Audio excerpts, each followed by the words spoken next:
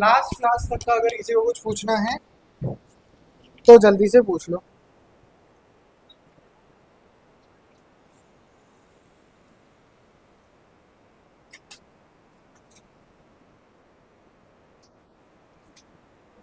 और कुछ नहीं पूछना है तो मैं पूछ लूंगा। मैंने आपको कहा था लास्ट क्लास तक का याद करके आना।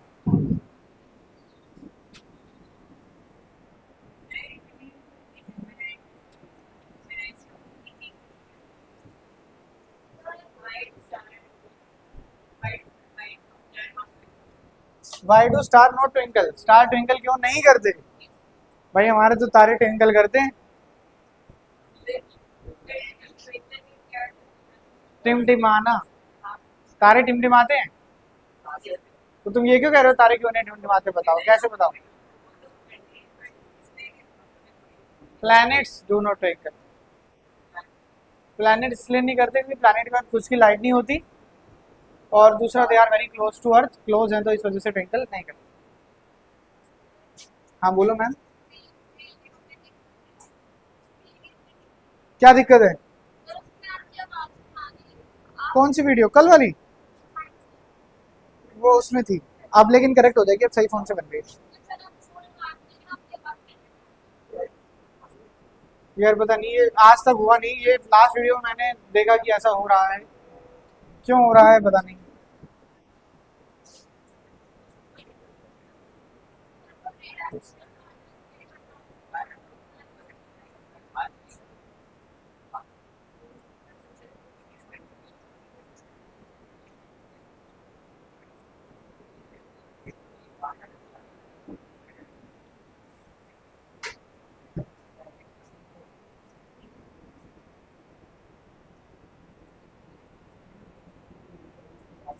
इसमें तो कुछ था ही नहीं। रिसेप्टर वाला कह रहे हो क्या? मैंने डायग्राम बनाया था नर्व सेल का, ये ना, क्या दिक्कत है बताओ। ये देखो क्या हो रहा है। अरे बस बातें नहीं करो, ध्यान से सुनो। देखो जो भी इंफॉर्मेशन आ रही है, सबसे पहले वो केमिकल की फॉर्म में ट्रैवल कर रही है। अब एक नर्व एंडिंग में और दूसरे नर्व सेल की डेंड्राइट में थोड़ा सा गैप होता है। अब अगर ये गैप होगा तो यहाँ से इंफॉर्मेशन नहीं जा पाएगी, क्योंकि इलेक्ट्रिसिटी हवा में से ट्रैवल नहीं करेगी। तो यहाँ पर ये जो इलेक्ट्रिक सिग्नल है, ये पहले कन्वर्ट होता है किसमें? केमिकल सिग्नल में। केमिकल रिएक्शन होती है, केमिकल बनता है, केमिकल आगे ट्रैवल करते हैं, फिर वो केमिकल दोबारा से केमिकल रिएक्शन होती है, और वो केमिकल रिएक्शन फिर से इलेक्ट्रिकल सिग्नल फॉर्म करती है, और वो इलेक्ट्रिकल सिग्नल फिर से आगे ट्रैवल करता है। यानी पहले इलेक्ट्रिकल सिग्नल आया, गैप में केमिकल में कन्वर्ट हो गया, केमिकल ने उस गैप को कवर किया, फिर वापस से किसमें चेंज हो गया? इलेक्ट्रिकल में चेंज हो गया।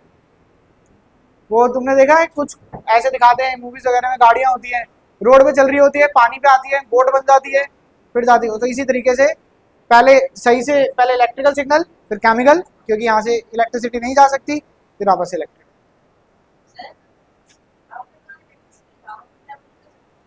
नहीं कर सकते। बिजली बिजली बिजली इलेक्ट्रिसिटी होती है,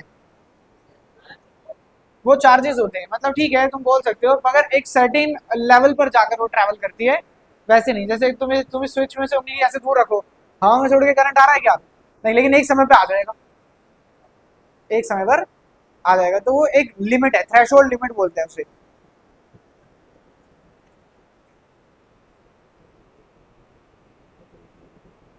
बार बार बोलने पड़ेंगे क्या?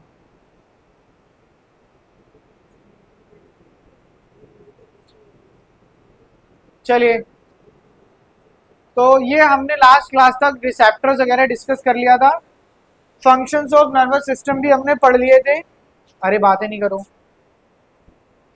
फंक्शन ऑफ न्यूरॉन रह रहा है, राइट है ना, ये रह रहा है।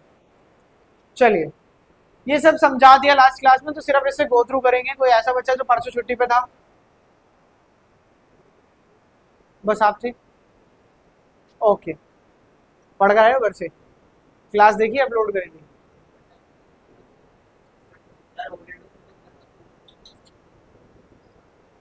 और हॉलीडे हॉलीडेज में क्या कर रहा था? हॉलीडे मना रहे थे। अच्छा, बाकी का काम जैसे मतलब मीटिंग्स वगैरह, या फिर कुछ और काम?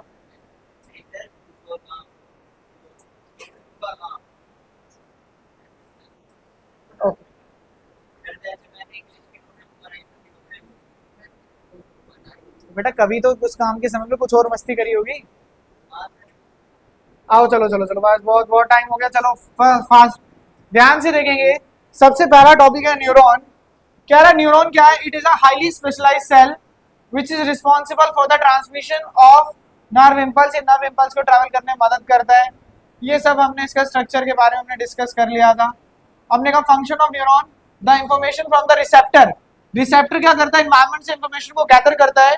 The information from the receptor is acquired eight the end of dendritic tip, यानी डेंड्राइट से इंफॉर्मेशन को एक्वायर किया लिया, ठीक है, एज अ केमिकल रिएक्शन।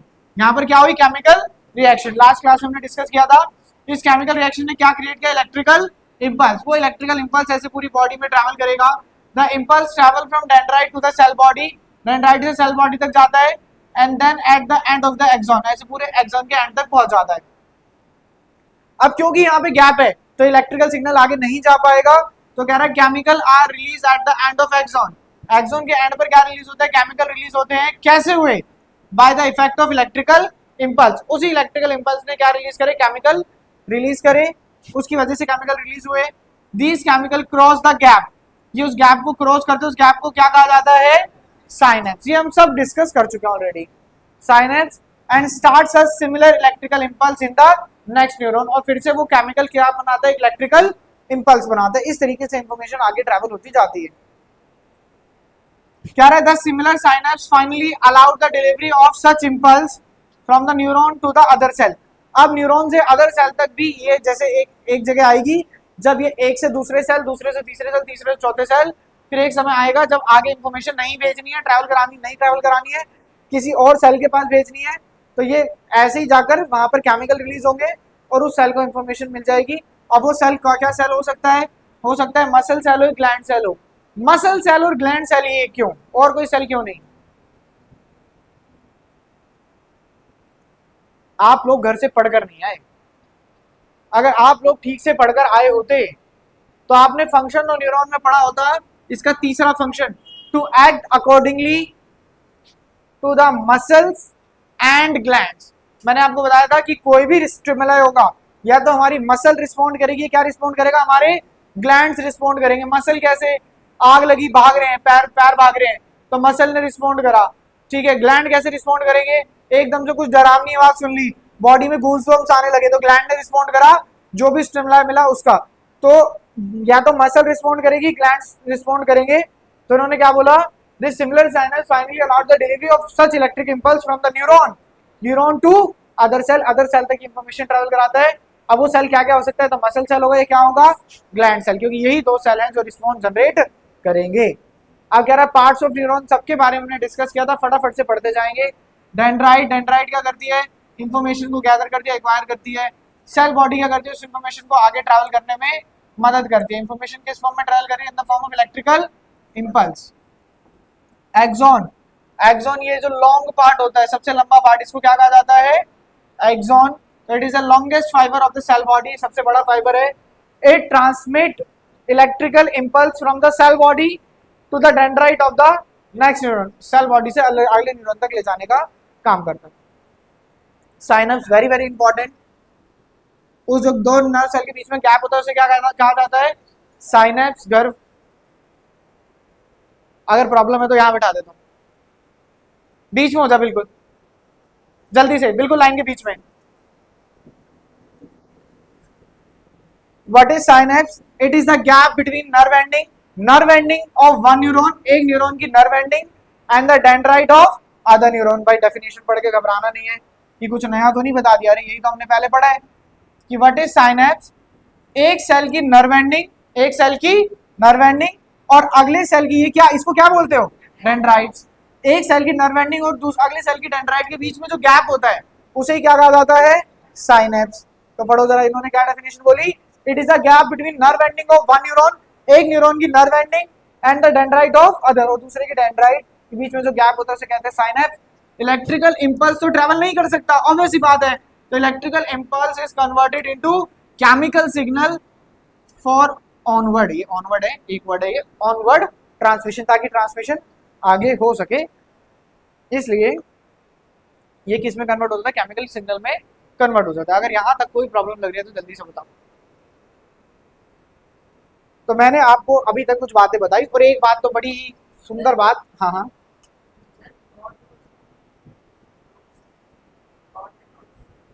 किसको कब मिल रहे हैं? खराब कैसे हो गए बेटा? छोड़ के चले जाने चाहिए थे। नहीं, मैं प्रिंट आउट निकलवा के दे दूं।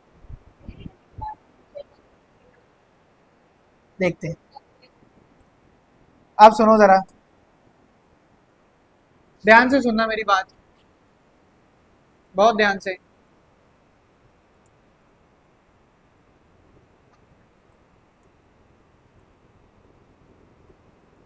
हम ये समझना चाह रहे हैं कि रिफ्लेक्स एक्शन क्या होता है।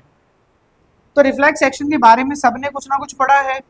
अगर मैं दो वर्ड्स में बोलूं कि रिफ्लेक्स एक्शन, भाई दो वर्ड में बताओ क्या होता है? Quick response, sudden reaction. ठीक है, जैसे मान लो कि आपने किसी एक ग्लास को टच किया और वो गर्म था, तो एकदम से सडन रिस्पॉन्स होगा, that is known as reflex action. तो इसे हम कह सकते हैं क्विक रिस्पॉन्स। क्विक मतलब जल्दी। मैं कह रहा हूं कोई काम जल्दी हो, तो पहले ये तो बताओ सर हो कैसे रहा था? तो अभी तक जो हम डिस्कस करते आए हैं, जो इन्फॉर्मेशन ट्रैवल करी है, आप याद करो, बिल्कुल फर्स्ट क्लास जो हमने रिकॉर्ड नहीं करी थी उसमें आपको समझाया था पूरा। तो उस दिन मैंने आपको कुछ बातें बताई थी। मैंने कहा था कि ये स्पाइनल कॉर्ड नहीं है। कौन है ये? सलमान खान। ये सलमान खान है और ये उनका मैनेजर है, और ये हमें गैस करने की जरूरत है कौन है? ये मनप्रीत है। मनप्रीत एक इवेंट ऑर्गेनाइज कर रहा है और मनप्रीत को उस इवेंट में सलमान खान को बुलाना है। तो मनप्रीत क्या करेगा? अपनी जेब से फोन निकालेगा, सीधा सलमान खान को फोन मिलाएगा? नहीं, मनप्रीत फोन मिलाएगा, मनप्रीत यहाँ से फोन मिलाएगा किसको? मैनेजर को। मैनेजर किसको बताएगा? सलमान खान को। अब सलमान खान क्या करेगा? सीधा मनप्रीत को कॉल करेगा। क्या बोलेगा? भाई तेरे फंक्शन में आऊंगा क्या? सलमान खान बोलेगा मैनेजर को कि इसे बोल दो आसपास भी ना भटके, और मैनेजर ये बात बोलेगा मनप्रीत को। यही काम हो रहा है हमारी बॉडी के अंदर। सलमान खान है ब्रेन और मैनेजर है स्पाइनल कॉर्ड।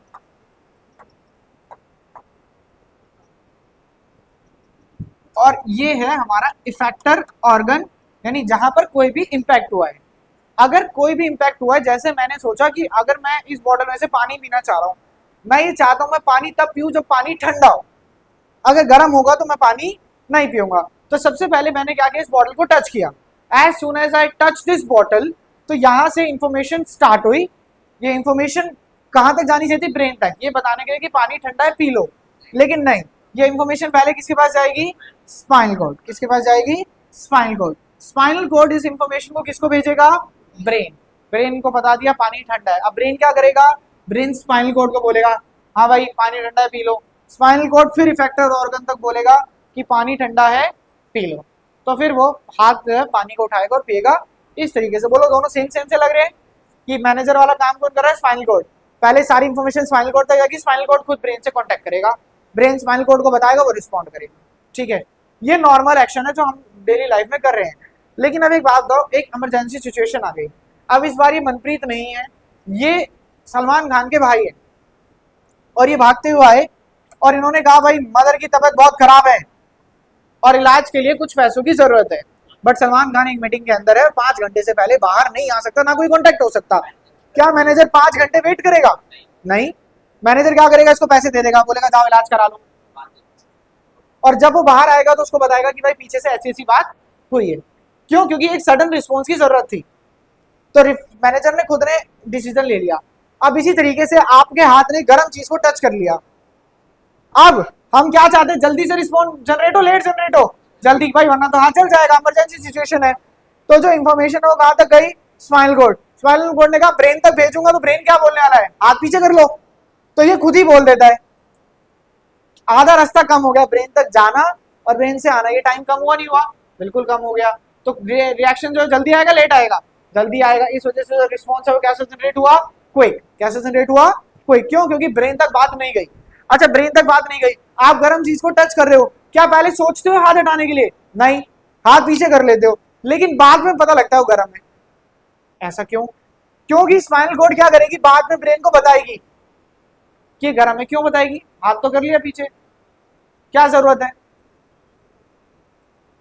बताओ बताओ, क्या जरूरत थी ब्रेन को बताने की? नहीं बताते, हाथ तो पीछे हो चुका था। ताकि हम उसे दोबारा से ना कर लें। भाई नहीं बताया ब्रेन को कि गर्म है, अब दिमाग को पता ही नहीं गर्म है, दिमाग ने बोला फिर पकड़ ले, तो ये तो प्रोसेस चलता रहेगा।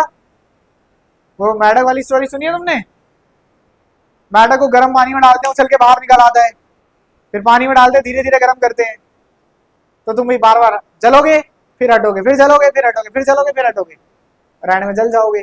तो ब्रेन तक इंफॉर्मेशन भेजनी जरूरी होती है ताकि वो जो एक्शन है वो रिपीट ना। बताओ कोई दिक्कत लगी? सब स्मूथ है। तो रिफ्लेक्स एक्शन क्या है? क्विक रिस्पॉन्स है। रिफ्लेक्स एक्शन क्यों है? Why there is a requirement of reflex action?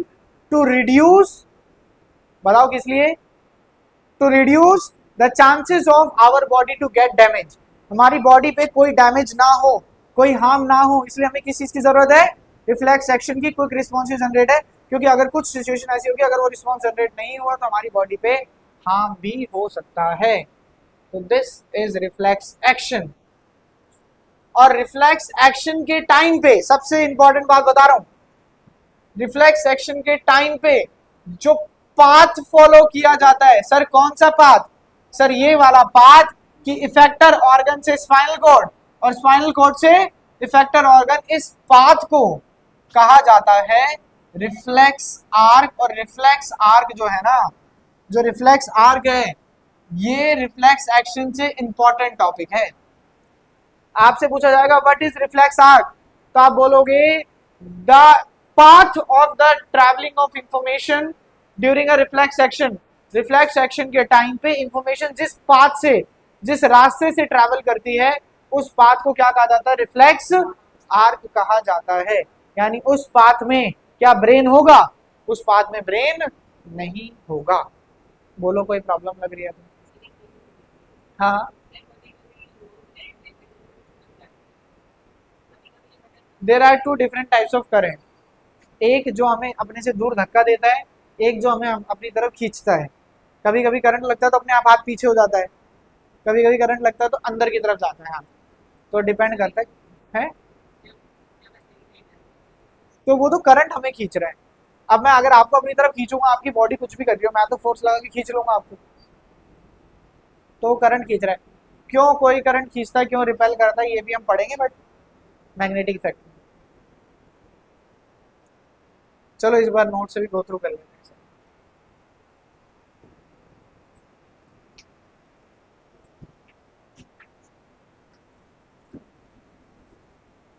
Reflex action is a quick,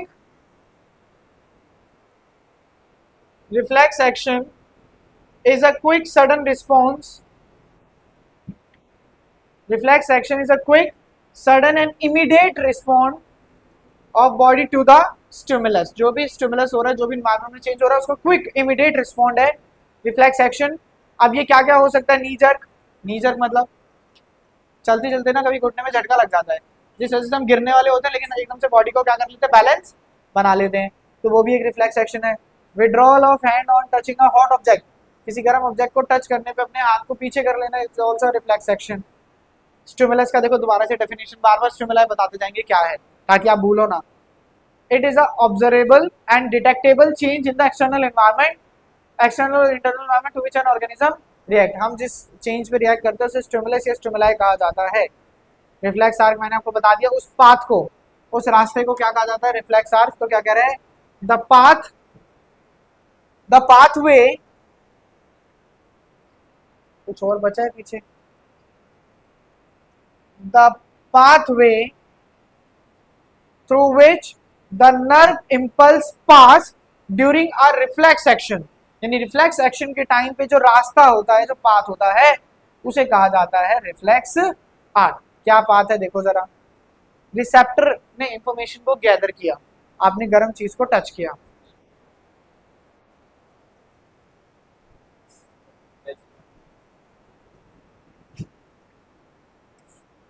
specially लिख रहे होंगे कुछ। इफेक्टर ऑर्गन ने क्या करता है, ये मुझे ऐसा लग रहा है ये ना कुछ बड़ा सा फ्लो चार्ट था और ये यहाँ पे मिस प्रिंट हुआ है। रुको, अच्छा मेरा फोन तो लगा हुआ है, ये कुछ मिस प्रिंट हुआ है यहाँ पर। आपके में भी यही है, बिल्कुल सेम टू सेम बन रखा है। ये शायद ना उससे वर्ड से पीडीएफ में करने में कुछ गड़बड़ हो गई है, तो इसको हटा दो और मैं लिखवा देता हूँ आपको, वो लिख लो।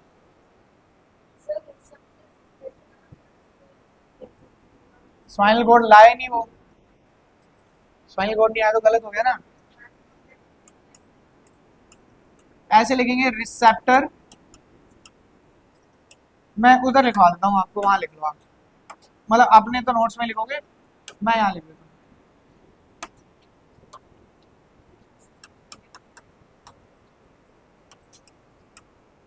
सबसे पहले इफेक्टर, सबसे पहले रिसेप्टर्स,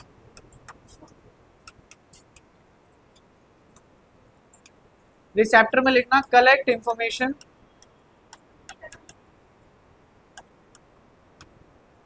अगर जगह नहीं है तो साइड में पेज खाली है। फिर रिसेप्टर ने इंफॉर्मेशन को गैदर करा, यहां से कौन कौन लेकर जाएगा, सेंसरी न्यूरॉन। कौन लेकर जाएगा, सेंसरी न्यूरॉन।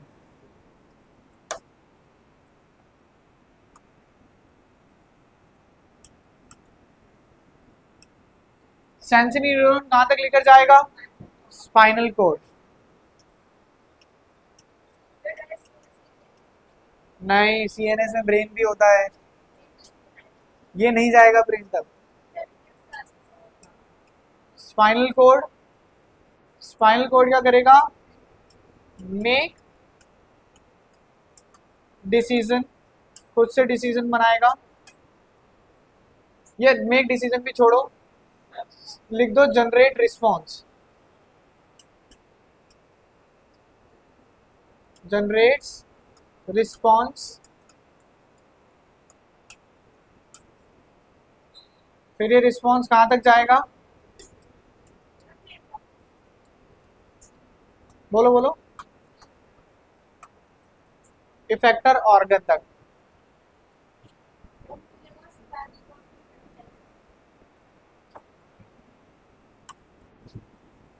और ऑर्गेनिज्म रिएक्ट्स,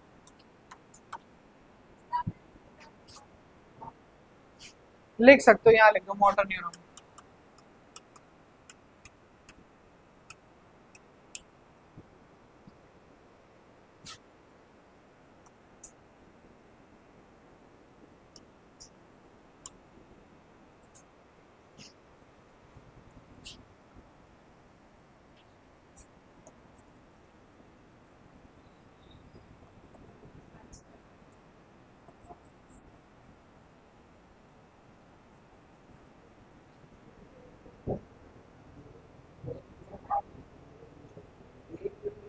ये पूरी रिफ्लेक्स आ गई रास्ता।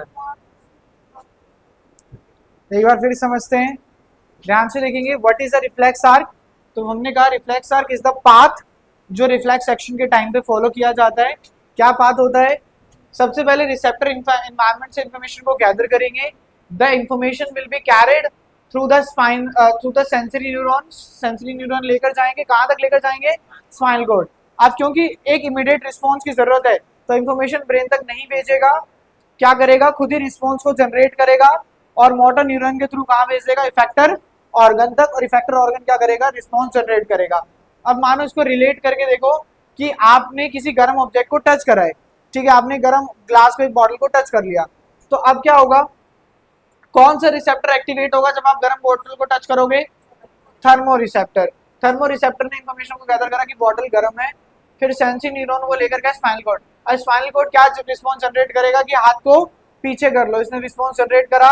मोटर न्यूरॉन ये लेकर गए कहां तक, इफेक्टर ऑर्गन क्या है, हैंड है, हैंड तक लेकर गए और हैंड क्या करेगा, रिएक्ट करेगा और हाथ को हाथ पीछे हो जाएगा। This is how the reflex action works. और वो जो पाथ है उसे कहते हैं रिफ्लेक्स आर्क।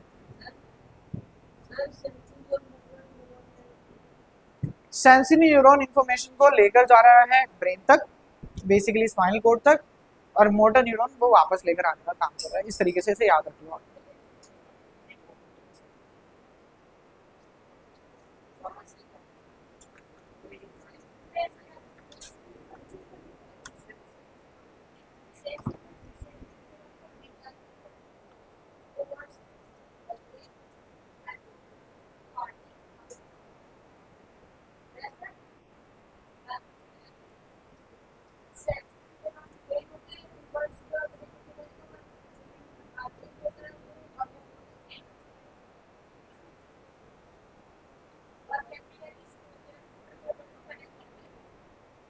Relay neuron.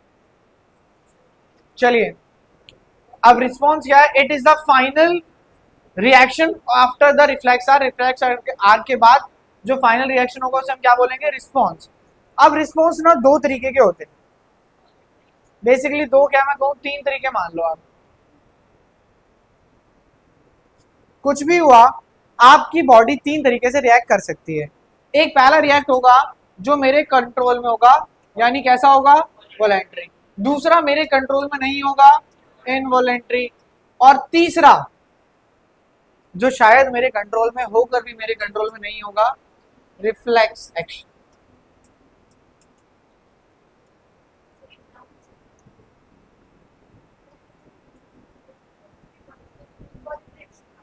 जो ब्लड प्रेशर बढ़ रहा है, यस।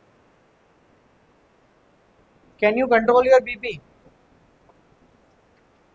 Sometime you can. नहीं, टॉक्सिक लोगों से दूर रहो, बीपी कंट्रोल रहेगा। तो वॉलेंट्री जो हमारे कंट्रोल में है, इनवॉलेंट्री जो हमारे कंट्रोल में नहीं है। रिफ्लेक्स एक्शन के बारे में हम डिस्कस कर चुके हैं। अच्छा, कुछ एग्जांपल भी अगर मैं आपको बताऊं तो वॉलेंट्री एक्शन का एक एग्जांपल है, जिसमें अभी अपने हाथों को मूव कर रहा हूं, ठीक है, मेरे कंट्रोल में है। ये थोड़ा ना कि मैं कुछ भी बोल रहा हूँ या चले जा रहे हैं। क्यों ये रिस्पॉन्स नहीं है? मैं जब बोल रहा हूँ तभी तो हाथ हिल रहा है, या मैं चुप खड़ा हूँ? ऐसा नहीं हो रहा है, तो मेरे कंट्रोल है वॉलेंट्री। इनवॉलेंट्री जो मेरे कंट्रोल में नहीं है, जैसे कि flow blood, movement of oxygen, respiration, ये सब एक्शंस मेरे कंट्रोल में नहीं है। रेस्पिरेशन मतलब मेरी बॉडी कितनी एनर्जी जनरेट कर रही है, ठीक है। अब मैं तो चाहता हूँ कि मेरी एनर्जी, मेरी बॉडी जो है वो ज्यादा से ज्यादा अच्छे से रेस्पिरेशन करे और ज्यादा से ज्यादा एनर्जी जनरेट करे, ठीक है, लेकिन मेरे कंट्रोल में थोड़ा ना कि कितनी करेगी कितनी नहीं करेगी। और रिफ्लेक्स एक्शन, ये तो हम पढ़ ही रहे हैं।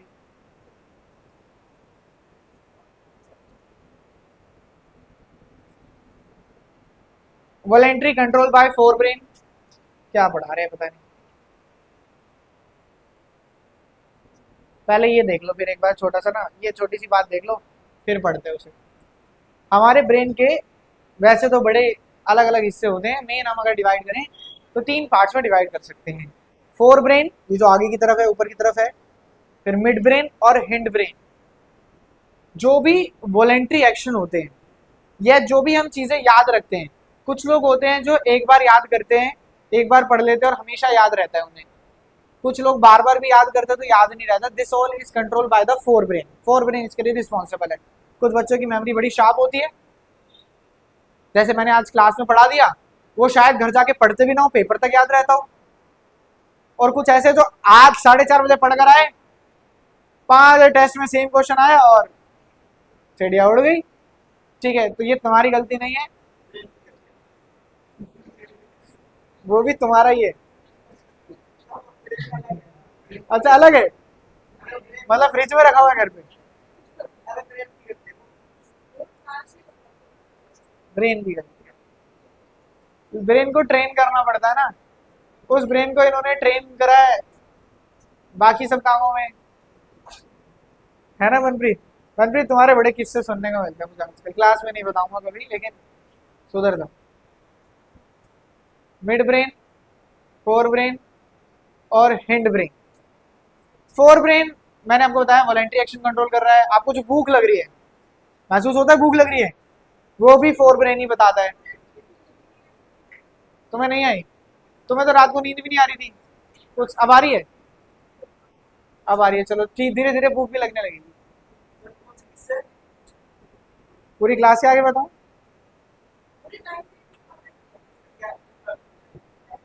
मतलब अगर तुम्हें ऐसा लग रहा है कि तुम्हारी कोई बात ऐसी नहीं है जो क्लास के बाद, क्लास के सामने नहीं बता सकता, बता दो, 2 मिनट वीडियो पॉज करके बता दो। मैं फोर ब्रेन, मिड ब्रेन और हिंड ब्रेन। नहीं, मैं अपना मुंह खराब नहीं करता।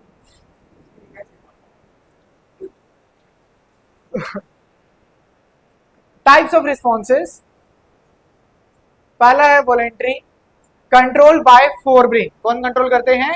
Fore brain. Example, talking, writing, जो हम बोल रहे हैं ये हमारे कंट्रोल में ही तो है ना मनप्रीत?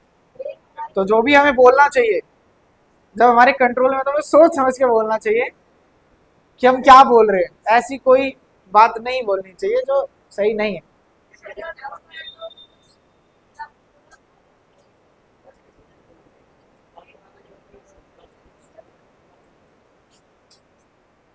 मतलब बॉडी तो हमारी है।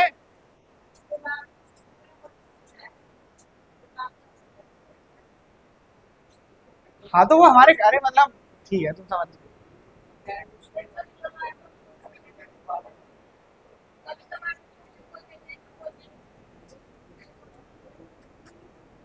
नहीं नहीं नहीं, तुम 9th क्लास से पढ़ रहे हो मेरे पास। कभी तुमने मेरे मुंह से ऐसा कुछ सुना जो मैं नहीं बोलना चाहता था? हर कोई नहीं बोलता गुस्से गुस्से में। कोई होता है गुस्से में जो चुप हो जाता है। मेरा मानना तो ये है, गुस्से के 5 मिनट मुंह बंद रखना चाहिए। एक बात बताऊं तुम्हें, मतलब हम बचपन में एक वो सुनते थे, कहानी सुनाते थे यूट्यूब वगैरह पर, कोई घर पे कभी चल रहा होता था तो बोलते हैं कि एक लेडीज होती है, एक लड़की रहती है, वो जाती है एक पंडित के पास, बोलती है हमारे घर में ना बहुत लड़ाई हो रही है, रोज रोज लड़ाई होती है, बड़े परेशान है, लड़ाइयाँ ना खत्म नहीं हो रही है। तो पंडित क्या करता है, my God, very good observation. तो पंडित क्या करता है, पंडित उसे एक स्पेशल तरीके का जल देता है, बोलता है कि तुम्हें जब भी लगे कि घर में लड़ाई का माहौल बन रहा है, इस जल को 15 मिनट मुंह में डाल के रखना। कहता है घर में लड़ाई होनी बंद हो जाएगी। वो 1 महीने बाद आती है वापस, बोलती है अरे वाह, आपने तो क्या कमाल की चीज दी है, ये तो अमृत है, मेरे घर की लड़ाइयाँ खत्म हो गई। वो बताता ही तो कुछ नहीं है, तो पिछले वाले बर्मे से मैंने भर के पानी दिया। कह रहे जब आप मुंह में पानी डाल लोगे, मुंह को बंद रखोगे, तो लड़ाइयाँ वैसे ही बंद हो जाएंगी। तो सेम बात है।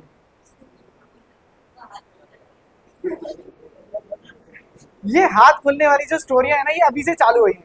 पहले ये सब थोड़ा ना होता था, ड्रम में बंद करना और,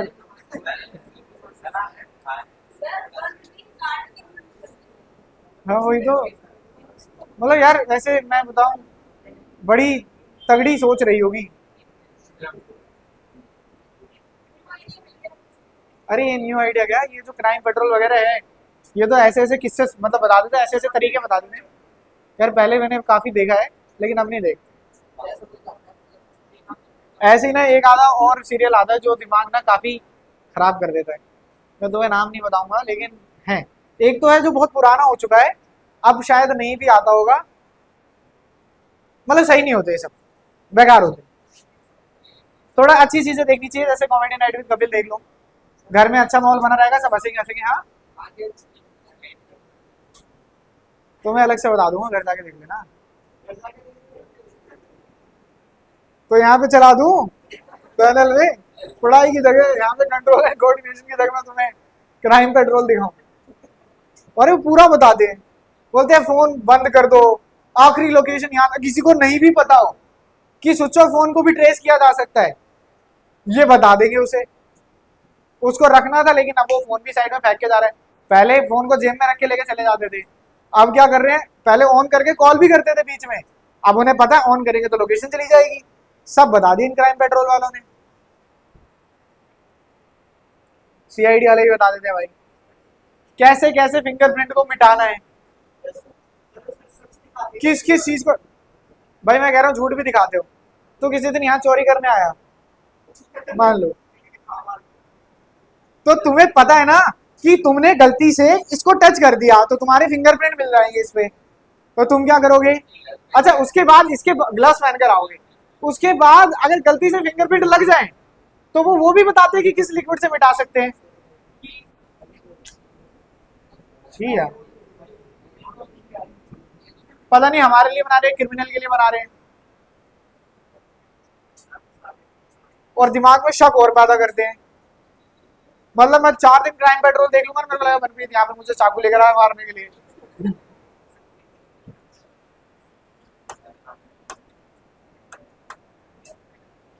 चलिए, voluntary action control by the fore brain, involuntary action control by mid and hind brain. अब ये क्या क्या हो सकते हैं? जैसे हमारी हार्ट बीट है, किस रेट से चलेगी? वॉमिटिंग, हाँ रिस्पॉन्स ही तो है कि कभी कभी जैसे आप एक मानो कभी हार्ट बीट बढ़ रही है कभी कम हो रही है, तो एनवायरमेंट के हिसाब से तो बदल रही है वो, एनवायरमेंट में जो भी चेंज हो रहा है, आप बैठे हो नॉर्मल है, भागने लगोगे तो तेज हो जाएगी। ये आप नहीं कंट्रोल कर रहे हो, ये आपका जो मिड ब्रेन और हिंड ब्रेन है वो कंट्रोल कर रहा है। वोमिटिंग, कुछ और भी कह रहे हो? नहीं नहीं नहीं, अलग अलग चीजें होती हैं, धीरे धीरे पढ़ते जाओगे। हार्मोन को कौन कंट्रोल कर रहा है? मिड ब्रेन और हिंड। इस तरीके। रेस्पिरेशन मतलब जो एनर्जी बन रही है। रिफ्लेक्स एक्शन कौन कंट्रोल करता है? अभी हमने डिस्कस किया, स्पाइनल कॉर्ड। एग्जांपल में वही आएगा, बार बार petrol. Need of reflex action, ये बड़ा इंपॉर्टेंट क्वेश्चन है, बार बार पूछा जाता है। सिंपल आंसर है कि क्यों जरूरत है, ताकि हमारी बॉडी को कुछ अननेसेसरी नुकसान ना हो जाए। तो क्या कह रहा है? इन सम सिचुएशन, कुछ सिचुएशन में such as touching a hot object, किसी गर्म ऑब्जेक्ट को टच कर लिया, पिंच कर दिया, किसी ने चूटी मार दी, तो एकदम से हाथ पीछे चला जाता है। We need to act quickly, हमें क्विकली रिस्पॉन्स करना पड़ता है, otherwise our body would be harm, हमारी बॉडी को क्या हो जाएगा? कुछ ना कुछ नुकसान हो जाएगा। Here response is generated from spinal cord, response कौन जनरेट करता है? Spinal cord instead of brain. In this way time for taking action is reduced, time for taking action is reduced which saves us from injury, जो हमें injury से बचा लेता है। Time बताओ। बॉडी से अभी तो बहुत समय है, बताओ यहां तक कोई दिक्कत है तो बोलो। कोई दिक्कत नहीं है। देखो it is more about learning, तो जो बच्चा साथ के साथ लर्न करेगा ना, घर जाके याद कर लोगे तो फटाफट से चीजें होती जाएंगी। अदरवाइज बहुत सारी नई नई चीजें आने वाली है, तो चैप्टर काफी है।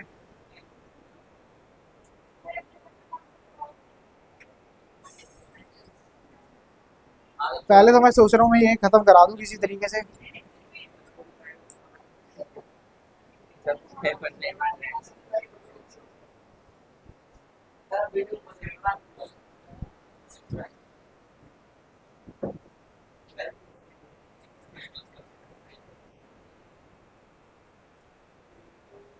मैं थोड़े समय पहले पढ़ रहा था एक यूट्यूब टीचर से ना, वो बड़ी भयानक भयानक बातें बोला करते थे। अच्छा पढ़ाते हैं, नाम नहीं बताऊंगा, अच्छा पढ़ाते हैं,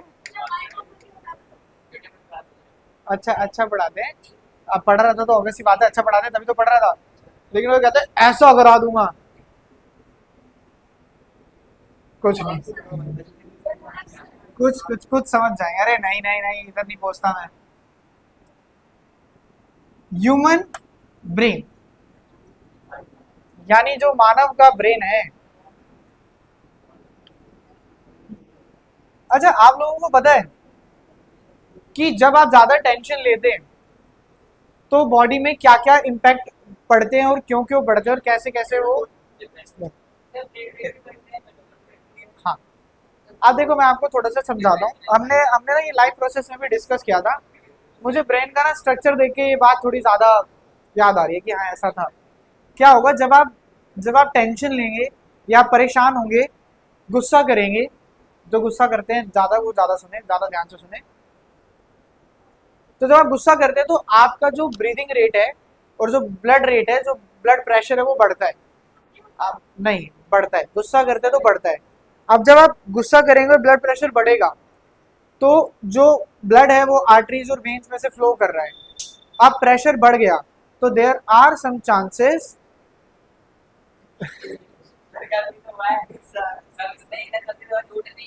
गलती से पेन का ढक्कन टूट जाता है, ये पेन कौन तोड़ देता है बीच में गलती से। तो ब्लड प्रेशर बढ़ता है तो आर्टरीज और वेन्स में से ब्लड जो है वो बहुत हाई प्रेशर से फ्लो कर रहा है। अब समझो, मानो ये आर्टरी है और ये प्रेशर बढ़ गया, एक समय में प्रेशर बढ़ गया तो आर्टरी की वॉल्स क्या हो जाएंगी, टूट जाएंगी। अब टूट जाएगी तो ब्लड इनसे बाहर आने लगेगा। अब जनरली आप टेंशन जो ले रहे हो ब्रेन में चल रही है मोस्टली, तो यहाँ पर प्रेशर बढ़ता है और जब ये जो भी यहाँ पर आर्टरीज है, वेन्स आर्टरीज होते हैं बेसिकली, वो ब्रेक होती है।